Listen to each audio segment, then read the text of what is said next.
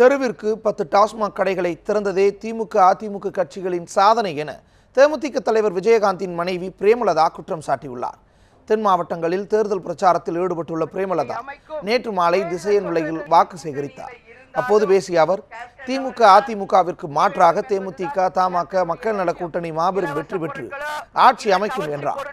தொடர்ந்து வள்ளியூர், களக்காடு, நாங்குநேரி, மேலப்பாளையம், தச்சநல்லூர் உள்ளிட்ட பகுதிகளில் தேமுதிக தமாக மக்கள் நல கூட்டணி வேட்பாளர்களுக்கு ஆதரவாக அவர் வாக்கு சேகரித்தார்.